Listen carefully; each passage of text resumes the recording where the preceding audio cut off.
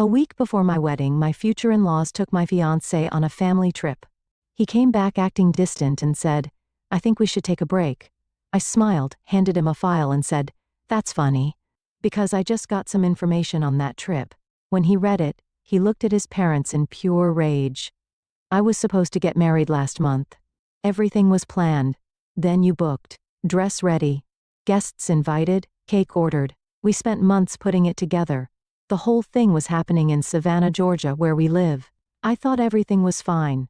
My fiancé, let's call him Derek, and I had been together for 3 years. I honestly thought he was the one. We weren't perfect, but no one is. We didn't fight much. He made me laugh. We wanted the same things. I was happy. His parents? Not so much. His mom, Ruth, is one of those people who looks at you like she's deciding if your shoes are expensive enough to speak to you. His dad, Walter, doesn't say much unless it's to brag about his car or complain about kids these days. They never really liked me. I'm not from some fancy family. I have a normal job. I don't care about golf memberships or which school you went to. I knew they thought Derek could do better, but he always told me not to worry. He said they'd come around. They didn't. About a week before the wedding, Derek told me his parents were taking him on a family trip to Miami. No real reason. Just one last getaway before the wedding. I thought it was weird timing, but I didn't want to start a fight over it, so I said okay. Looking back, I should have known something was off when he seemed way too eager to leave. He barely said goodbye when he left that Thursday. By Saturday night, I knew something was wrong. My best friend Callie lives in Miami. Total coincidence. She works at a bar downtown, the kind of place people go when they want to show off how much money they have. She called me during her shift. "Hey, isn't Derek supposed to be getting married next weekend?" "Yeah, why?" "Well, I think I just saw him with his parents and some girl." My stomach dropped. She said they'd been sitting at one of the VIP tables all night. Derek, his mom, his dad, and some random girl. Young, blonde, fake tan, short dress. Not someone who looked like she just happened to be sitting near them.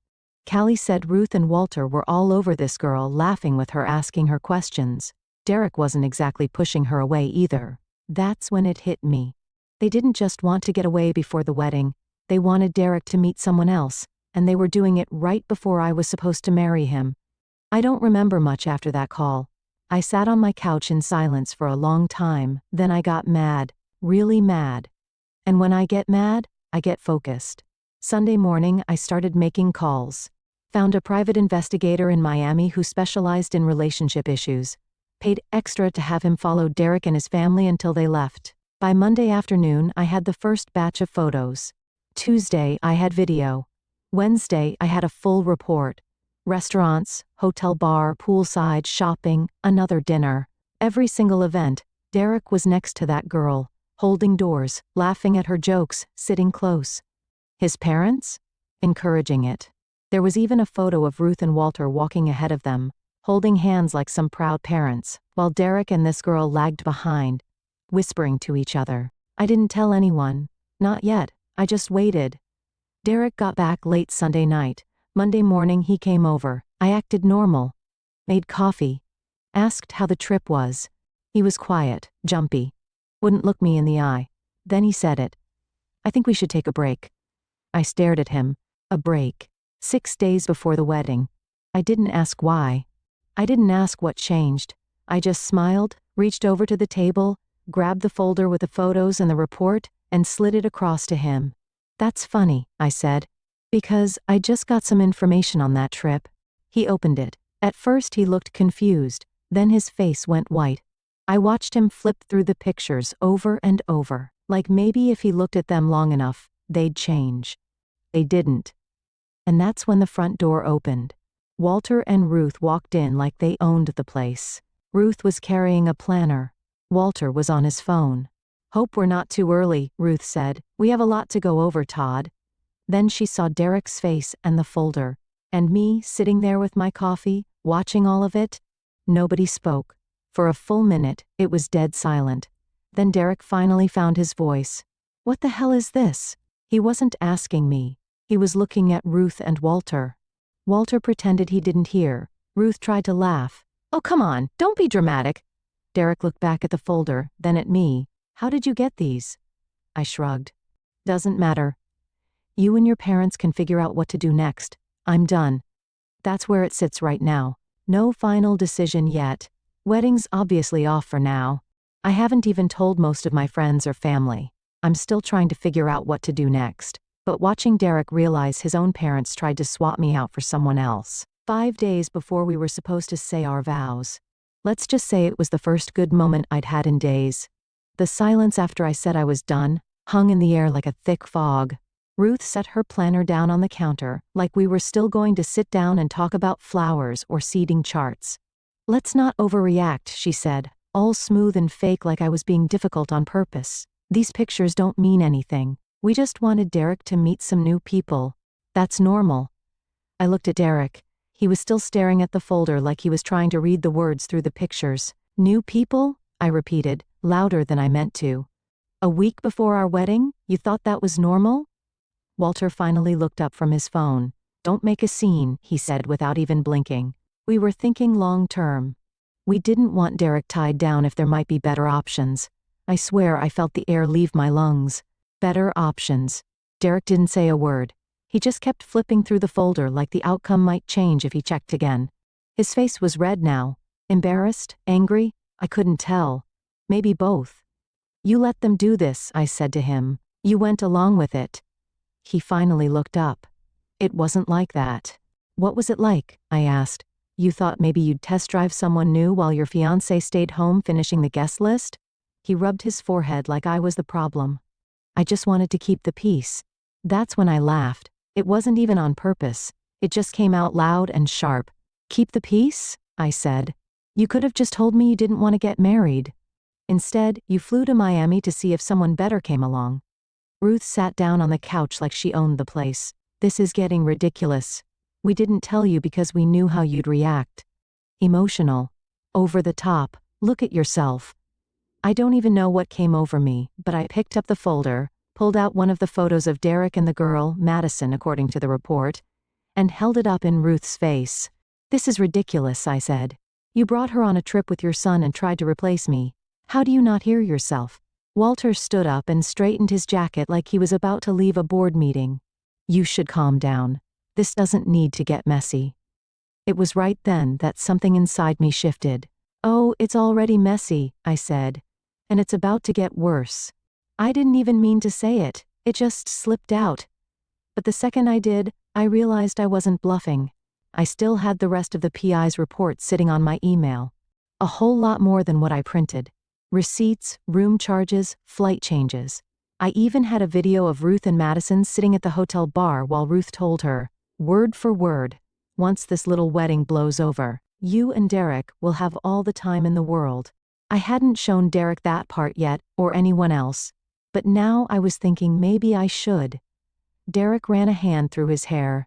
Look, I don't even like Madison. My mom invited her. It wasn't my idea. Did you tell her to leave? Did you tell your parents no? Silence. Yeah, thought so. Then Ruth looked straight at Derek, completely ignoring me. Enough. Don't let her ruin everything. We can fix this. Just tell her you didn't mean it. Get her to calm down and we'll move forward. She actually said that right in front of me. Like I was just a problem to smooth over. That's when Derek finally snapped back to life. Mom, stop. And for the first time, Ruth looked surprised. What? Stop, Derek said again, quieter this time. You're making it worse. Oh, now I'm making it worse? Ruth shot back. I'm the one who spent months cleaning up after her bad taste. Do you know how embarrassing this wedding has been for us? The guest list, the menu, the decorations. None of it is up to standard. My head felt like it was going to explode. I couldn't believe what I was hearing. I looked right at Derek. And this is what you're okay with? You're still going to defend them? He didn't answer. That's when my phone buzzed on the table. I glanced down. It was Callie. Text message girl. I just overheard Madison at the bar. You're not gonna believe what she's saying. Call me a sap. I locked eyes with Ruth. I think I'll be making some calls, I said, standing up. Actually, I think I'll be making a lot of calls. Walter finally decided to speak again. Let's be reasonable. We don't need to drag this into something public. Too late. Because that's when I got an idea. If Madison was still in Miami running her mouth, I wanted to hear exactly what she was saying. And if Ruth and Walter thought this was going to stay quiet, they had no idea who they were dealing with. I didn't answer Callie's text right away. I just stood there, staring at the three of them sitting in my living room like this was some normal Monday morning. Derek looking guilty. Ruth looking annoyed. Walter pretending he wasn't involved. And all I could think was, what else are they hiding? Because if Madison was still in Miami talking, and Callie thought it was important enough to text me during work, there was more to this. I turned to Derek. How long have you known Madison? He shook his head. I told you, I didn't know her before the trip. Ruth scoffed. Please stop acting like you're on trial. Nobody did anything wrong. But Derek, he didn't look so sure anymore. I grabbed my phone and walked into the kitchen. Called Callie. She picked up on the first ring. Hey, you need to hear this, she said. Madison's been here all afternoon bragging about how she's finally sealing the deal. I didn't say anything. And, Callie continued, she told her friend, your wedding was never supposed to happen. Apparently, Ruth promised her that if she got close enough to Derek on the trip, they'd take care of the rest. Take care of the rest? I repeated. Yeah. Like, end the wedding. Replace you. Madison's been telling everyone that she was flown out to Miami specifically to break you two up. That's when my heart started pounding. This wasn't just some random invite, Callie said. They planned it. I hung up, walked back into the living room, set my phone on the table, and looked straight at Ruth. So, I said, how much did you pay her? She blinked. Excuse me? Madison. How much did you pay her to come on the trip and throw herself at Derek? Walter shifted in his seat. Derek rubbed his hands over his face. Ruth smiled. You really are dramatic. I just got off the phone with someone who heard Madison explaining the whole plan. She said you promised her the wedding would be called off. That Derek would be available. So again, how much did you pay her? Still no answer. Then Derek looked at Ruth and said quietly, Wait, did you? And Ruth, bless her heart, didn't even deny it. She just shrugged. We gave her a little incentive, nothing serious, a few gifts, some spending money. Why are we acting like this is such a crime? I couldn't believe it. They paid her. Literally paid another woman to help break us up before the wedding. And Derek. He just sat there like he was realizing how deep in it he really was. I thought you invited her as a friend of the family, he said. Ruth laughed. Please. You didn't seem to mind her company. Now Derek looked sick. That's when I decided to take it further. Oh, and by the way, I said, Madison's been running her mouth all day. If I wanted to, I could share that little story with a few people. Maybe post it online. Maybe send it to the venues. Maybe let the wedding guests know exactly why things are off. Walter cleared his throat. There's no need for that. Let's not do anything drastic. But I wasn't done. Drastic? I said. You think I'm being drastic? Your family tried to replace me a week before my wedding, and I'm the problem? And then, like the cherry on top, my phone buzzed again. Another text from Callie, just found out Madison's still in town, and she's asking when Derek's coming back. I looked at Derek. Did you know she stuck around? He shook his head fast. No, I didn't. I haven't talked to her since the trip. I swear. But now the pieces were clicking into place. Ruth hired Madison to get in Derek's head. Ruth probably promised her more than just spending money. Madison was clearly expecting this to turn into something real. And Derek? Either he was lying or he was clueless. Neither was good. Tell me the truth, I said to him. Did you ever want to call off the wedding before Miami? He hesitated. Maybe, he finally said. I wasn't sure. And they kept saying, maybe I should see what else is out there. I just nodded. Cool, I said. Good to know. Because that was all I needed. I wasn't just dealing with manipulative future-in-laws. I was dealing with a man who sat back and watched it happen, then called it keeping the peace. And Madison? Madison wasn't just some girl they invited on a whim. She was part of the plan. A plan that wasn't over.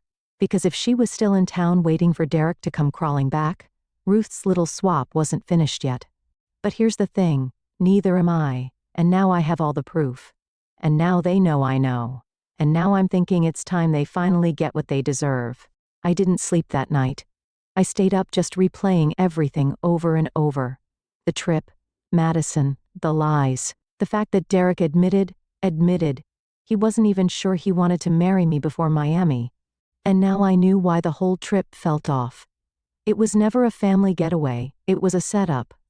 By morning I knew exactly what I wanted to do. I made a few calls. I forwarded the PI report to my best friend, Callie. I texted my maid of honor, Tina, to meet me at the coffee shop near my apartment. I needed backup. Are you sure you're ready for this? Tina asked. Oh, I'm past ready, I said. It's time they explain themselves in front of everybody. And that's how I ended up inviting Derek, Ruth, Walter, and Madison to the venue the next day, the actual wedding venue.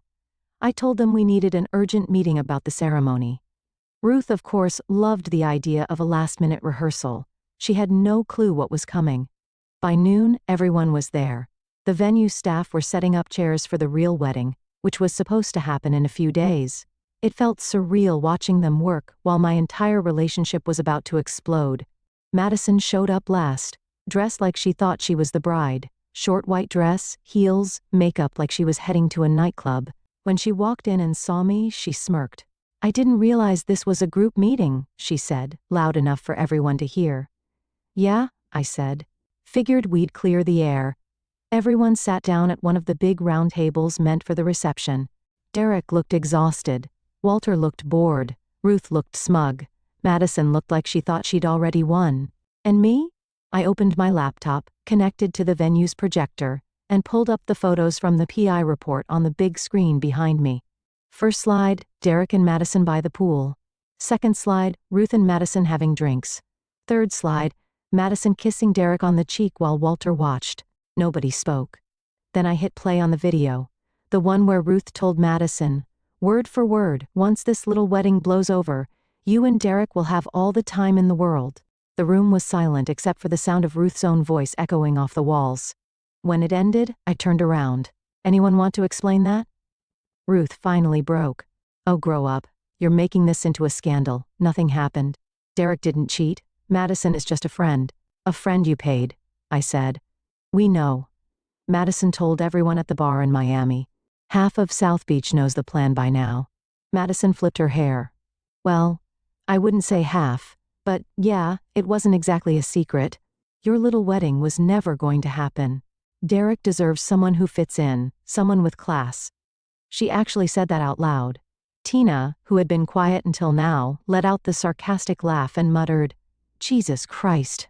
Then Derek stood up, and I thought maybe for a second he was about to defend me, but no. He looked at his mom, then at Madison, and then at me. And all he said was, I think we should all just go our separate ways. That's when I realized he was never going to stand up for me. Not now, not ever. This wasn't just Ruth's plan. Derek was fine with it. Maybe he didn't come up with the idea, but he let it happen. He watched it happen. He wanted an out, and his parents handed it to him. I closed my laptop, packed it into my bag, and stood up. Well, I said, this is the last time any of you will ever see me. Good luck explaining this when people start asking why the wedding's off. And with that, I left. The second I stepped outside, Tina followed. You handle but like a queen, she said. Seriously.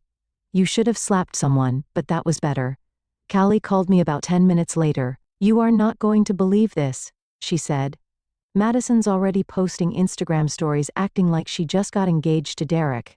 I mean, literally hashtagging things like #future and #upgrade. I laughed. Not because it was funny, just because, what else can you do?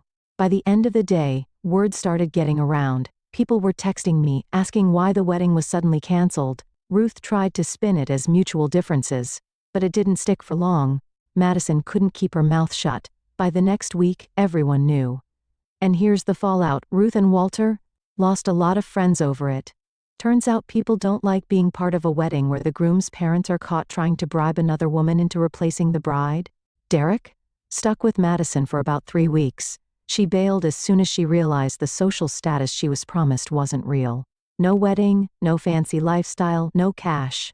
Just Derek and his wet cardboard personality. Madison got roasted online. Callie may or may not have shared some of those Miami stories with the right people. And me? Honestly, It hurt. It hurt way more than I wanted to admit. For a long time I kept wondering what I missed. How I didn't see the signs? How Derek let it get this far? How Ruth and Walter thought they could actually pull this off like we were characters in some soap opera. But once the dust settled, there was this weird peace. I wasn't married to a man who didn't love me. I wasn't tied to a family that thought I wasn't good enough. And instead of spending the weekend crying in my old wedding dress, I spent it with my real friends. We threw the most ridiculous non-wedding party you've ever seen. Champagne, karaoke, even brought my wedding cake and smashed it with forks. And somewhere around midnight, I realized I wasn't sad anymore. I was free. And honestly, that felt better than any wedding ever could. After listening to today's story, perhaps it has raised some new questions in your mind, or maybe it has brought back some old memories. Every day on Reddit, new experiences and moments create fresh stories, and they connect all of us. Everyone has their own unique journey in life, and we all try to understand the world in our own way. These kinds of moments remind us that we are all human, sometimes happy, sometimes sad, and always learning something new. If you enjoyed this story, feel free to share it with your friends. Your thoughts and feedback are always valuable to us, as they motivate us to create even better content. Every story has its own unique angle, and our goal is to understand everyone's perspective and make our content diverse and relatable. Stories like these help us realize that life's journey is different for everyone, and by hearing other stories, we learn something new. You can also share your own stories with us. Your experiences are valuable to us as well, and if you enjoyed this video, please leave your feedback. We aim to create content that brightens your mind and gives you new ideas every time. If you've already seen this video before, your feedback is still important. With every piece of feedback, we can improve our content and bring a new perspective to our viewers. Today, what we saw was just a small part of the many stories shared on Reddit and across the world. It's a reminder of how we all try to understand life by sharing our experiences with each other. This video was only an example of how we try to connect with others through storytelling, learning about different sides of life. We hope to continue sharing such stories that help us all learn and grow together. Thank you for your time, and don't forget to keep an eye out for more stories coming soon. If you haven't already, please like and follow for more amazing content. Your support keeps us going, and we will strive to bring you more thought-provoking and heartwarming stories. Until next time, take care and stay curious. *.